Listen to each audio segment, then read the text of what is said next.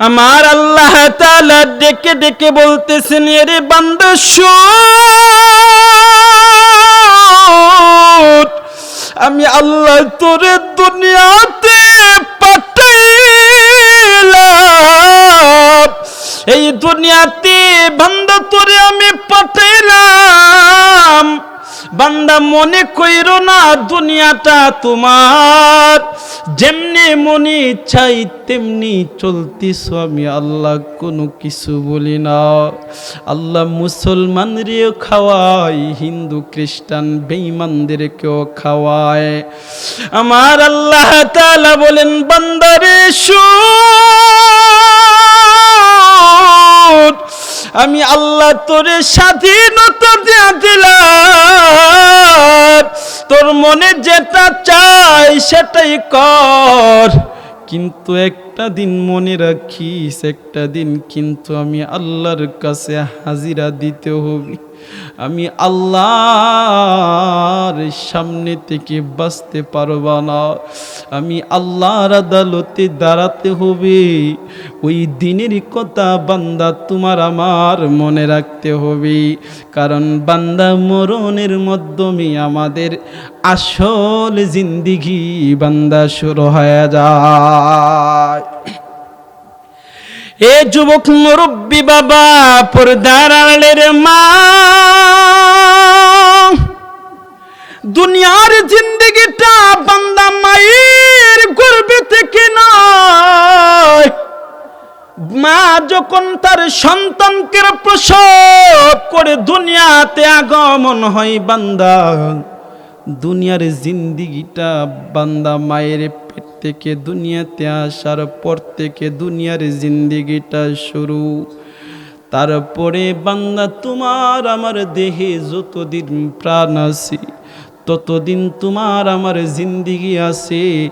যেই মুহূর্তে তোমার আমার দেহ থেকে প্রাণবায়ুটা প্রাণ পাখিটা বের হয়ে যায়, বান্দা তোমার আমার দুনিয়ার জিন্দেগি শেষ।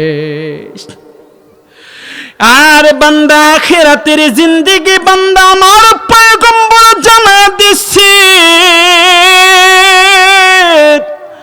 আখিরাতের জিন্দেগি বান্দা শুরু আছে,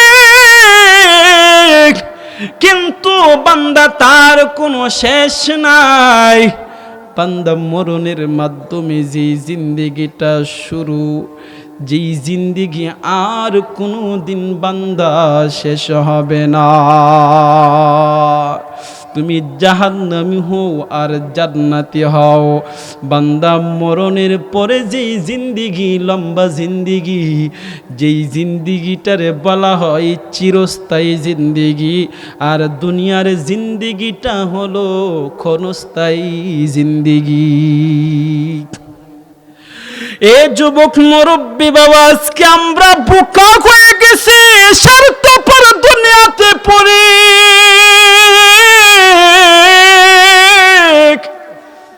স্বার্থের পাগল হয়ে গেলাম, স্বার্থপর হয়ে গেছি রে মুসলমান। কেমন স্বার্থপর হইলাম, মা তার সন্তানকে ঘুমের ঘরে হত্যা করে ফেলি, বাবা তার সন্তানকে ঘুমের ঘরে হত্যা করে ফেলে, ভাই তার ভাইকে হত্যা করে ফেলে। এরকম ভাবে দুনিয়াতে এমন মরণ খেলা শুরু হয়ে গেছে, যে মরণ খেলার শেষ হবে না। দিনের পর দিন শুধু বাড়তেছে বাড়তেছে বাড়তেছে। এই তো গত কয়েকদিন আগে ঘটনা ঘটছে আমাদের এলাকায়, যে কোনো একটা দ্বন্দ্ব লাইগা দুইজন যুবক তারে এরকমভাবে চাকু দিয়া কুপিয়ে কুপিয়ে জায়গার মধ্যে তারে হত্যা করতেছে। আশেপাশের মানুষ দাঁড়ায় আছে, কেউ আগায় না, কেউ আগায় না। মানুষের কাছে শুনলাম যে ব্যক্তিটারে চাকু দিয়া এরকম ভাবে কুপিয়ে কুপিয়ে মারতেছে, সে বাঁচার জন্য ওই খুনিদেরকে বলতেছে, ভাই তোমরা আমার বাবা লাগো, আমার তোমরা মাফ করে দাও, আমার একটা পা কেটে ফেলো কিংবা একটা হাত কেটে ফেলো, তার উপরেও তোমরা আমারে মাইরো না, আমার একটা অঙ্গ কেটে ফেলে দাও, তারপরে আমারে মাইরো না, কারণ আমার মা আছে, আমার মা বড় মোহাব্বত করে আমার মা সারা, আমি সারা আমার কেউ নাই, আমারে তোমরা মাইরো না, শেষবারের মতো আমারে তোমরা মাফ করে দাও। ওই খুনির দরেরা বলতেছে, তোরে আমি মাফ করব না, তোরে যদি সাইরা দেই পরবর্তী সময় তুই আমারে মারবে, তুই আমরারে মারবি, তোরে ছাড়বো না। শেষ পর্যায়ে দেখা গেল নিষ্ঠুর পাষাণ মানুষের দল তারে জায়গার মধ্যে কুপিয়ে কুপিয়ে হত্যা করে ফেলছে।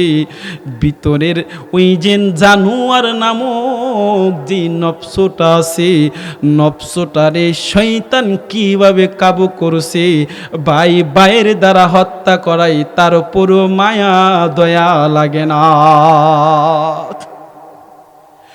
গত কয়েকদিন আগে নরসিংদীতে একটা ঘটনা ঘটেছে। 12 থেকে 14 বছরের একটা সন্তান মাদ্রাসায় পড়ে, টাকার অভাবে সে মাদ্রাসায় পড়া ছেড়ে দেয়া একটা বিভারটেক অটো রিক্সা, যেন অটো রিক্সা এগুলা কিনছে। এক পর্যায়ে দেখা গেল 2 জন খুনি সন্ত্রাসী তারে এক জায়গায় যাইবে ওই কথা বলে তারে নিরালা জায়গার মধ্যে তারে বলছে, গাড়িটা দিয়া দে। বলবো না, এই গাড়ি দিয়া আমার বাবা নাই, আমার সংসারের হাল ধরতে হবে, গাড়ি দিয়া আমি ইনকাম করব, গাড়ি আমি দেব না।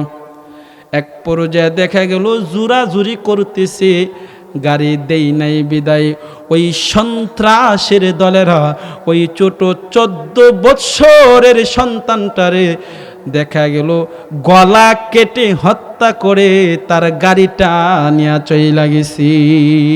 কেমন হাইওয়ানের দলগোল, দিনের পর দিন এত জানোয়ার হইতেছে, মানুষ হত্যা করে ফেলে, তার গাড়িটা নিয়ে যা, তারে ছাইরা দে, গাড়িও নিছে মানুষও মারছে। এই কারণে যুবক ভাই, আজকে নসিহত করব, অন্তরটারে ঠিক করো, কারণ অন্তরটা ঠিক তো বান্দা তোমার সব ঠিক। অন্তরের ভিতরে বান্দা তুমি কি করে ফেলছো? লোভ ঢুকায় ফেলছো, দুনিয়ার লোভ। হব্বুদ দুনিয়া রাসু কুল্লি খতিয়া, বান্দা দুনিয়ার মোহাব্বত হইল সমস্ত গুনাহের মূল। আমার পয়গম্বর দুনিয়ার মানুষদেরকে জানায় দিয়েছেন, এর দুনিয়ার মানুষ তোমরা শুনো, দুনিয়ার মোহাব্বত হলো সবচাইতে বড় গুনাহ। দুনিয়ার মোহাব্বত কি? দুনিয়ার মোহাব্বত হলো নারী। যে নারীর পেছনে পইরা তুমি তোমার মা বাবারে গেছো ভুইলা, দুনিয়ার মোহাব্বত হইল বাড়ি গাড়ি নারী। দুনিয়ার মোহাব্বত হইল লোভ লালসা, টাকা পয়সা ধন দৌলত। টাকা পয়সার জন্য মানুষ মানুষের হত্যা করে কি করে না? সম্পত্তির জন্য মানুষ মানুষের হত্যা করে কি করে না? এরকম ভাবে দুনিয়ার মোহাব্বত হলো, দুনিয়ার মোহাব্বত হলো সমস্ত গুনাহের মূল। এই কারণে দুনিয়ার মোহাব্বত ভিতরে রাখা যাবে না, দুনিয়ার মোহাব্বত ভিতর থেকে ফালতে হবে, না হই শয়তান তোমার বুকের ভিতরে আইসা বাধা বাসবি। এই বাসা বাইদা ভাই ভাইয়ের মধ্যে দ্বন্দ্ব লাগায়া দিবি, স্ত্রী স্বামীর মধ্যে দ্বন্দ্ব লাগায়া দিবি, মা বাবার মধ্যে দ্বন্দ্ব লাগায়া দিবি, বন্ধু বান্ধবের মধ্যে দ্বন্দ্ব লাগায়া দিবে। এই কারণে বান্দা নিজের নফসটারে বান্দা তুমি ঠিক করো, অন্তরটারে শান্তিদায়ক রহমত দ্বারা বান্দা তুমি অন্তরটারে সাজাইবা, গুনাহমুক্ত জীবন করবা। অন্তরটা নাপাক হয়ে একমাত্র গুনাহের মাধ্যমে, গুনাহ যে যত বেশি করবে তত বেশি তার অন্তরটা কি হয়ে যাবে, নাপাক। মানুষ আজকে এত খুন, এত আহাজারি, এত দর্শন, এত কিছু হইতেছে কিসের কারণে? যত বেশি গুনাহ করবে, যার দ্বারা যত বেশি গুনাহ হবে তার অন্তর তত বেশি নাপাক হয়ে যাবে। আর নাপাক অন্তর নিয়ে সে এরকম খুন খারাপি করবে, দর্শন করবে, আর যত বেবিচার আসে সমস্ত গুনাহের কাম করবে, তারপরেও তার মন ভরবে না। এই কারণে দুনিয়ার মানুষ অন্তরটারে সালিম, একেবারে শান্তিদায়ক ওই অন্তরটারে গুনাহ মুক্ত করতে হবে, তারপরেই আপনার অন্তরটা দ্বারা ভালো কাজের মধ্যে উদ্বুদ্ধ করাইতে পারবেন। কারণ বান্দা নাপাক অন্তর নিয়ে নামাজ পড়লেও ভালো লাগে না, নাপাক অন্তর নিয়ে রোজা রাখলেও ভালো লাগে না, নাপাক অন্তর নিয়া আল্লাহরে ডাকলেও আল্লাহ ওই ডাক শুনে না। এই কারণে বান্দা অন্তরটারে কি করতে হবে? গুনাহমুক্ত করতে হবে। কি মুক্ত? গুনাহমুক্ত করতে হবে। এই কারণে বান্দা গরম দেখাইও না, নিজে নরম বানায় দাও, দেখবা তো তোমার আমার অন্তরটা এমনিতে গুনাহমুক্ত আস্তে আস্তে হয়ে যাবে। আজকে আমার আপনার অন্তরটার ভিতরে বরত্ব ডুইকা গেছে, হিংসা ডুইকা গেছে। কি ডুইকা গেছে? হিংসা, বিদ্বেষ, অহংকার, টাকার গরম, পয়সার গরম, ক্ষমতার গরম, এগুলা ঢুকছে। এই কারণে বান্দা তোমার আমার দ্বারা এরকম গুনাহ হইতেছে, বড় বড় গুনাহ হইতেছে। এই কারণে বান্দা এই গুনাহমুক্ত জীবনটারে করতে হবে। আর গুনাহমুক্ত জীবনটারে করতে হলে মাটির তৈরি আল্লাহ তোমারে বানাইছে। মাটি তো নরম, তুমি এত গরম কেন? মাটি এত নরম, তুমি গরম দেখাও কেন? এই মাটি দিয়েই তো আল্লাহ তোমারে বানাইছে। কি দিয়া বানাইছে? লোহা দিয়া বানাইছে। তে পাথর দিয়ে হইব? পাথর দিয়া না হইলে তো কমপক্ষ রূপা দিয়ে হইব না? এর চাইতো দামি আল্লাহ তাআলা তোমারে বানাইছে। বান্দা এই স্বর্ণ উৎপাদিত হয়ে মাটি ছাড়া স্বর্ণ উৎপাদিত হয় না। কয়লার খনি মাটি ছাড়া উৎপাদিত হয় না। হীরা মণি মুক্তা যা কিছু আছে দুনিয়াতে, যত বড় বড় খনি, যত যা কিছু আছে, মাটির স্পর্শ ছাড়া কোনো কিছু হইতে পারে না, হবেও না। এই কারণে আল্লাহ তাআলা বলতেছেন, বান্দা মাটি দিয়ে আমি তোমারে বানাইলাম, মিনহা খলাকনাকুম ওয়া ফিহা নুঈদুকুম ওয়া মিনহা নুখরিজুকুম তারাতান উখরা।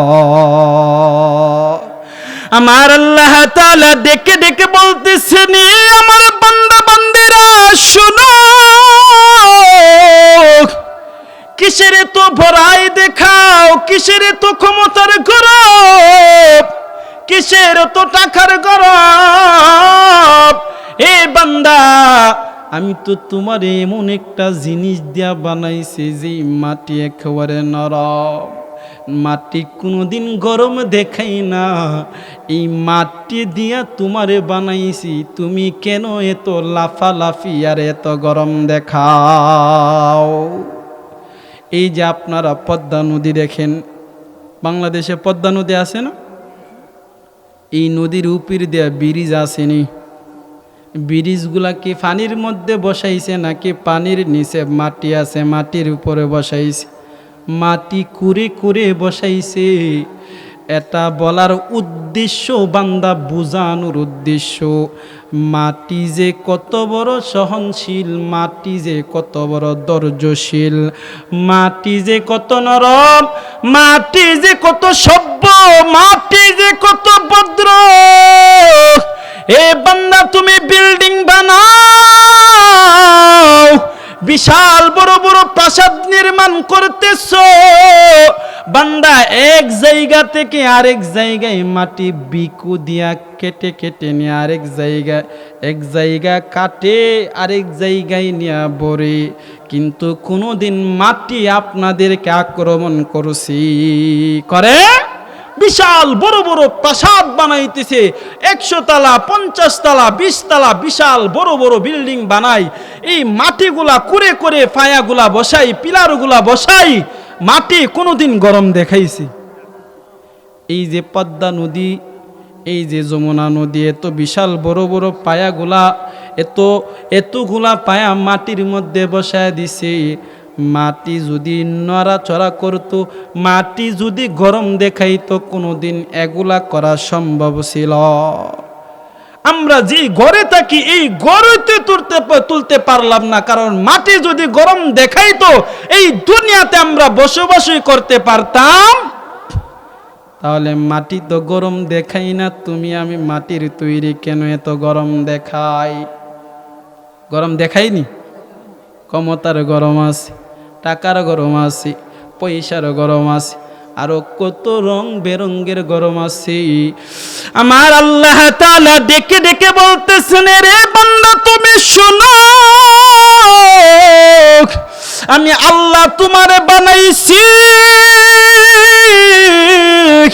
এত গরম দেখায়ও না, এত গরম দেখায়ও না, কারণ কোন জিনিস থেকে আমি তোমারে বানাইলাম, কোন জিনিস থেকে আমি তোমারে সৃষ্টি করলাম, সাধারণ মাটি থেকে আমি তোমারে বানাইলাম।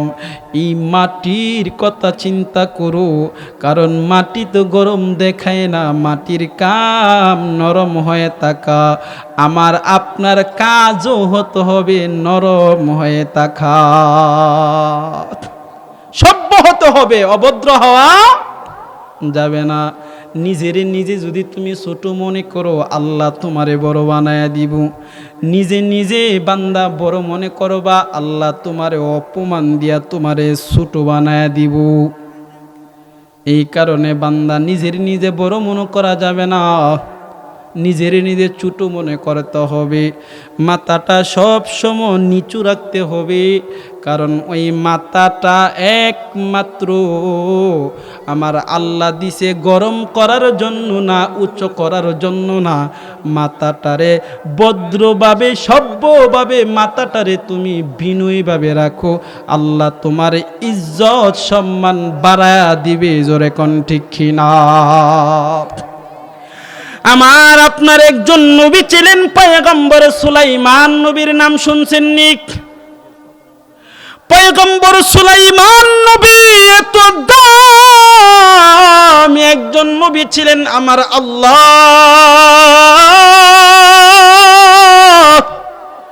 এত দামি একজন নবী ছিলেন, যার কথা মানব শুনতো, দানব শুনতো।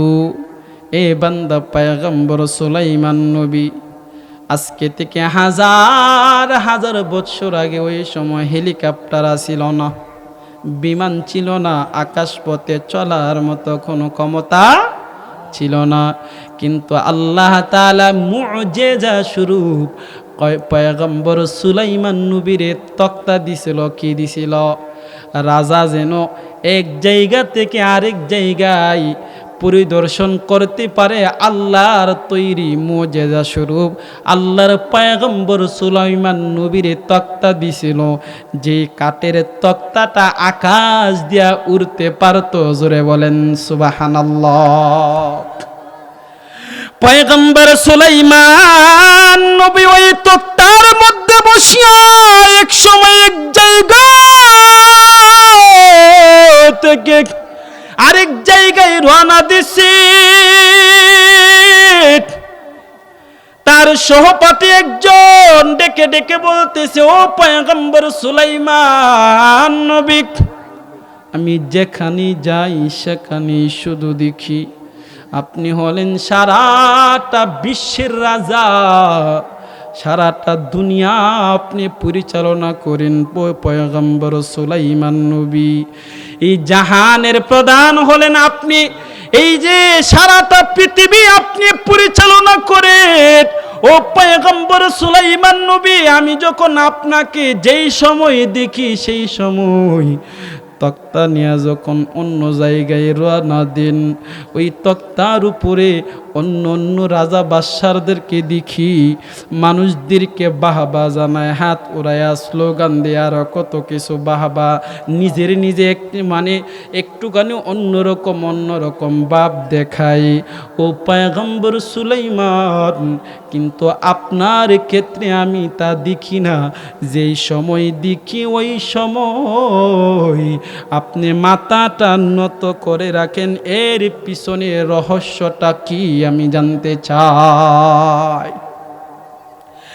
এবার আমার পয়গম্বর সুলাইমান নবী ডেকে ডেকে বলতেছে, আমার সুখপাতে শুনো, কেন আমি মাথাটা নয় রাখি জানো? একদিন আমি এক জায়গায় যাইতেছিলাম, যাওয়ার পথে একটা পিপিলিকার দল, কারণ পয়গম্বর সুলাইমান নবী পিপিলিকা কি বলে তাও শুনতে পারতো, নদীর মাছ কি বলে তাও শুনতে পারতো, গাছের পাতা কি বলে তাও শুনতে পারতো, দেও দানব যা কিছু বলতো সবার ভাষা পয়গম্বর সুলাইমান নবী শুনতে পারতো। জোরে বলেন আল্লাহু আকবার, আর জোরে বলেন আল্লাহু আকবার।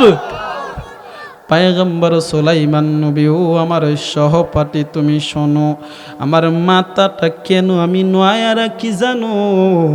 কারণ ওই দিন সফরের মধ্যে আমি পিপিলিকার একটা দল, ওই দলের মধ্যে একটা রানী আছে, ওই রানীটা আমার যেই তক্তা নিয়ে আমি যাইতেছি ওই জায়গা দিয়া, ওই তক্তাটা দেখা পিপিলিকার রানী বলতেছি, এ আমার জনগোষ্ঠীর দল পয়গম্বর সুলাইমান নবী এবং তার সৈন্য সেনাবাহিনীগুলো আসতেছে, পালাও পালাও, যে জায়গা তুমি দখল করে নাও। কারণ পয়গম্বর সুলাইমান নবী যদি মাটিতে নামে তাহলে তোমারে আমারে পায়ের নিচে ফাইলা ধ্বংস করে ফেলবে। তাড়াতাড়ি নিজেদের জায়গার ভিতরে ঢুইখা পড়ো। পয়গম্বর সুলাইমান নবী জমিনের মধ্যে পিপিলিকার জনগোষ্ঠীদেরকে বলতেছে এই কাহিনী, এই কথা। আর আকাশ পথে পয়গম্বর সুলাইমান নবী নিজ কানে পিপিলিকার কথাটা শুনে ফেলছেন। জোরে বলেন আল্লাহু আকবার। এবার পয়গম্বর সুলাইমান নবী পিপিলিকার রানীর ওই কথাটা শোনার পর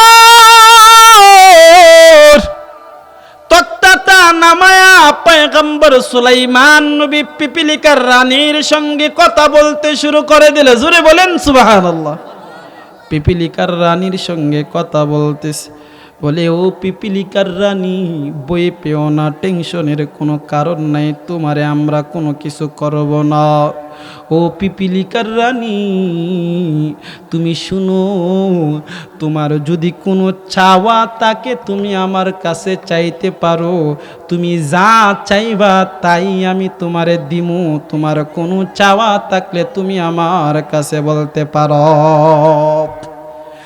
এবার পিপিলিকার রানী ডেকে ডেকে বলতেছেন, এ পয়গম্বর সুলাইমান নবী, আমি আপনার কাছে কি চাইব? আপনার কাছে আমার কোনো কিছু চাওয়ার না, আর যদিও চাই আপনি তা কোনোদিন আমারে দিতে পারবেন না। পয়গম্বর সুলাইমান নবী বলে, ও পিপিলিকার রানী, তুমি কি জানো না এই পুরোটা পৃথিবীকে আমি পরিচালনা করে চালাই।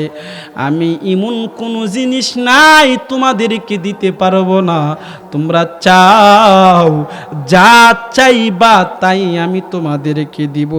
পিপিলিকার রানী বলে, ও বাদশাহ সুলাইমান, আজাইরা আমারে ত্যক্ত কইরেন না, বিরক্ত কইরেন না, কারণ আমি চাইলে চাওয়ার জিনিস আপনার কাছে নাই, আপনি কোনো দিন আমার দিতে পারবেন। পয়গম্বর সুলাইমান নবী বলে, দেখ শুনি সামান্যতম পিপিলিকা কি কথা বলে, আমায় বলে দিতে পারবো না, জোরাজারি করতেছে যে তুমি চাও আমি দিব। পিপিলিকার রানী বলে, না আপনি দিতে পারবেন না। বারবার ফিরাফিরি করার পরে, বারবার বলার পরে এবারে পিপিলিকার রানী বলতেছে, ঠিক আছে বাদশাহ, আপনি যেহেতু বলতেছেন এত করে আমি আপনার কাছে দুইটা জিনিস চাইব। কয়টা জিনিস? আর জুড়ে বলেন কয়টা? এবার পিপিলিকার রানী ডেকে ডেকে বলতেছেন, এ বাদশাহ সুলাইমান, আপনি আমার এত করে বলতেছেন আমি বারবার না করে, আর আপনি বলতেছেন আমি চাইবো, কিন্তু আমার কাছে চাওয়ার মতো দুইটা জিনিস আছে। ওই দুইটা জিনিস আমি আপনার কাছে চাইবো। পয়গম্বর সুলাইমান নবী বলে, ঠিক আছে চাও। পিপিলিকার রানী বলে, ঠিক আছে বাদশাহ, আমার প্রথম নাম্বার চাওয়া হলো আপনি আমাদের হায়াতের মধ্যে বরকত দিয়া দেন, অর্থাৎ আমাদের হায়াত বরকম, আপনি হায়াত বৃদ্ধির ব্যবস্থা করিয়া দেন। কি চাইছে তারা? পিপিলিকাদের হায়াত বড় কম, মানে লম্বা হায়াতের ব্যবস্থা যেন সে কইরা দেন। এই প্রশ্ন শুনিয়া পয়গম্বর সুলাইমান নবী মাথাটা একেবারে নোয়া দিস। কি করছে? মাথাটা নোয়া দিস। এবার পিপিলিকার রানী বলে, বাদশাহ সুলাইমান, কি ব্যাপার কি ব্যাপার? আপনি তো বলছেন চাওয়ার জন্য আমি চাইলাম, এখন আপনি আমারে দিয়া দেন। পয়গম্বর সুলাইমান নবী মাথাটা নিচু করে বলতেছি, এরে পিপিলিকার রানী শুন, এমন একটা জিনিস চাইছো যেই জিনিস আমি পয়গম্বর সুলাইমান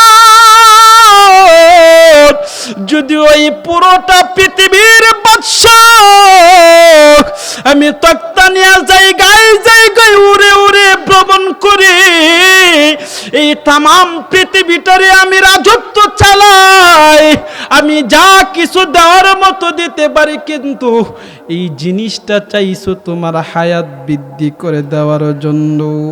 ও পয়গম্বর সুলাইমান, তাহলে কি হইছে? পয়গম্বর সুলাইমান নবী বলে, এরে পিপিলিকার রানী শুন, এমন জিনিস চাইছো যেই জিনিস আমি পয়গম্বর সুলাইমান নবী দেওয়ার মতো কোনো ক্ষমতা নাই। হায়াত বৃদ্ধি করার মালিক একমাত্র কে? আর জুড়ে বলেন কে? এই কারণে বান্দা পয়গম্বর সুলাইমান নবী একটা জিনিস না দিতে পাইরা নিজের নিজে অনেক ছোট মনে করতেছে। হাই রে, পিপিলিকার রানী বারবার বলছিল না যেন চাই, ফেরাফিরি করার পরে এমন একটা জিনিস চাইছে, এখন তারে দিতে পারলাম না। বলতেছে আবার, ও পিপিলিকার রানী, এটা দিতে পারলাম না, আরেকটা জিনিস চাও, অবশ্যই আমি তোমারে দিয়া দিব। কি করব? অবশ্যই আমি তোমারে দিয়া দিব। এবারে পিপিলিকার রানী বলে, একটা চাইছি একটাই দিতে পারছো না, আবার আরেকটা চাইলে এটা কেমনি তুমি দিবা? সুলাইমান নবী বলে, চাই দেখো না আমি তোমারে দিতে পারি কি পারি না। এবার পিপিলিকার রানী ডেকে ডেকে বলতেছেন, এ পয়গম্বর সুলাইমান, আমি এক নাম্বার চাইলাম আমার হায়াত যেন বৃদ্ধি করে দেওয়া হয়। আমি আবার দ্বিতীয় নাম্বার চাইতেছি আমাদের রিজিক বরকত আমাদের রিজিক যেন বাড়া দেওয়া হয়, আপনি সেই চাওয়াটা পূরণ করেন, আমাদের রিজিক যেন বৃদ্ধি হয়। এবার পয়গম্বর সুলাইমান নবীর কাছে কি চাইছে? রিজিক চাইছে, রিজিক যেন বৃদ্ধি করে দেওয়া হয়। রিজিক দেওয়ার মালিক কে? আর জোরে বলেন কে? এই রিজিক পয়গম্বর সুলাইমান নবীর হাতে আসেনি। এবার পয়গম্বর সুলাইমান নবী ওই পিপিলিকার কথা শুনিয়া আবারও মাথাটা নয়া দিছি। এবার পয়গম্বর সুলাইমান নবী ডেকে ডেকে বলতেছে, এই পিপিলিকার রানী শুনো, এমন দুইটা জিনিস তুমি আমার কাছে চাইছো, যেই জিনিসগুলো আমি পয়গম্বর সুলাইমান নবী কোনোদিন তোমাদেরকে দিতে পারবো না। এরে পিপিলিকার রানী, আমি তোমার কাছে মিনত করি, আমি দিতে পারলাম না। পয়গম্বর সুলাইমান নবী তার সহপাঠীর ডাইকা ডাইকা বলে, এ আমার সহপাঠী শুনো, ওই পিপিলিকার রানীর দুইটা চাওয়া আমি যে সময় থেকে পূরণ করতে পারলাম না। ওই পিপিলিকার রানী দেখা গেল এই যে দুইটা জিনিস চাইছে আমি পয়গম্বর সুলাইমান নবী না দেওয়া পারায়, ওই সময় থেকে আমার মাথাটা আমি নোয়া রাখি, কারণ আমি যত বড় বাদশাহ হই, ওই সমস্ত কিছু পরিচালনার মালিক হলেন আমার আল্লাহ। কে? আরো জোরে বলেন কে? এই জিন্দিগিটা এমন একটা জিন্দিগি এখন আছে, একটু কানে পরে নাও থাকতে। এই তো গত কিছুদিন আগে আমার একজন জাতি ভাই, বক্তা মানুষ, সাথী ভাই, স্টেজের মধ্যে বয়ান করা চলাকালীন দুনিয়া থেকে বিদায় হয়ে গেছে। আপনারা দেখছেন কিনা? জাতি ভাই, মোহাব্বতের ভাই, ওয়াজ করতে করতে, ওয়াজ করতে গিয়া এমন অবস্থা হয়েছে, আল্লাহ তাআলার দরবারে উনি হাজিরা হয়ে গেছে স্ট্রোক করে। এক পর্যায়ে দেখা গেল দুনিয়ার জমিন থেকে বিদায় হয়ে গেছে। এর দ্বারা বোঝা গেল বান্দা মরণের কোনো টাইম আমাদের জানা, কোন সময় মরব কেউ জানি না, কতদিন বাঁচবো তাও জানি না, কোন সালে আইছি তা জানি, কোন দিন আইছি তা জানি, কিন্তু কোন সালে মরব তা জানি না, কোন দিনে কোন তারিখে মরব তা আমরা কেউ জানি। এই কারণে বান্দা, আল্লাহ তাআলা বলেন, বান্দা মরণের কথা বেশি বেশি ভাবো, কারণ বান্দা মরতে হবে, মরণ থেকে কেউ বাঁচতে পারবে না। মিনহা খলাকনাকুম ওয়া ফিহা নুঈদুকুম ওয়া মিনহা নুখরিজুকুম তারাতান উখরা। আল্লাহ পাক রব্বুল আলামিন দুনিয়ার মানুষদেরকে জানায় দিতেছেন, এই দুনিয়ার মানুষ, আমি আল্লাহ তোমারে কোন জিনিস থেকে তোমারে বানাইছি তুমি জানি এত গরম দেখাও, এত গরম তুমি দেখাও, এত বাহাদুরি বান্দা তুমি দেখাইতেছো। আমার আল্লাহ পাক রব্বুল আলামিন ডেকে ডেকে বলতেছে, এ এলাকার মানুষ, এ দেবিদ্বার গুনাইগরের মানুষগুলি, আপনারা শুনে যান, এই পৃথিবীর জমিন এমন একটা জমিন, যেই জমিনে বান্দা ইচ্ছা করলে কেউ থাকতে পারে না, থাকা সম্ভব না। কারণ বান্দা আসার সিরিয়াল আছে, কিন্তু যাওয়া কোনো সিরিয়াল নাই। বাবা তার সন্তানকে জন্ম দিছি, বাবার কোলে সন্তান দুনিয়া থেকে বিদায় হয়ে যায়, সন্তানের কোলে তার বাবা দুনিয়া থেকে বিদায় হয়ে যায়। ওই মা, যেই মা তার 10 মাস 10 দিন গর্ভে ধারণ করছে, ওই মা তার সন্তানকে যখন গর্ভে ধারণ করে, এক পর্যায়ে দেখা গেল দুনিয়াতে যখন সন্তান প্রসব করি, ওই সন্তান কোনো সময় মায়ের কোলেও সন্তান মারা যায়। আবার সন্তান জন্ম দিতে গিয়া কত মা দুনিয়ার জমিন থেকে বিদায় হয়ে যায়। দুনিয়াটা হলো এমন একটা জিন্দেগির ভাই,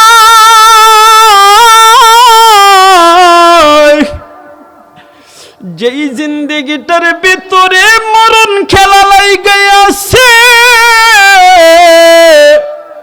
মরণ একের পর এক মৃত্যুবরণ করতে আছে।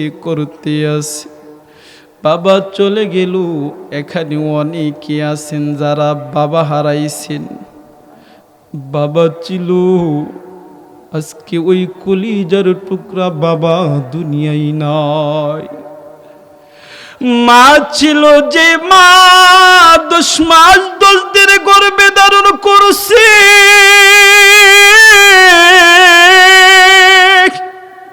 ওই মা দুনিয়ার জমিন থেকে বিদায় হয়ে গেছে। এরকম ভাবে মানুষ বিদায়ের ঘন্টা বেজে যায়। এই যুবক মুরব্বী বাবা, পর্দার আড়ালের মা গো, তোমার আমার পিছনে মালাকুল মাউত লাইগা আছে, মরণ তোমার পিছনে আছে। কোন সময় নাজারি তোমারে আমারে ধরে ফেলে কেউ জানে না, কোন সময়ে তোমারে আমারে পাকড়াও করে ফেলে কেউ জানে না। দেখবেন তো কেউ নদীর মধ্যে মারা যায়, কেউ পানির মধ্যে মারা যায়, কেউ বিমানের মধ্যে আকাশপথে মারা যায়, কেউ ঘরে মারা যায়, কেউ বাজারে মারা যায়, কেউ আবার মাঝে মধ্যে টয়লেটের মধ্যে পড়েও মারা যায়, কেউ সাধারণ ঘরের ভিতরে পড়ে মরে, আবার কেউ অ্যাক্সিডেন্ট করে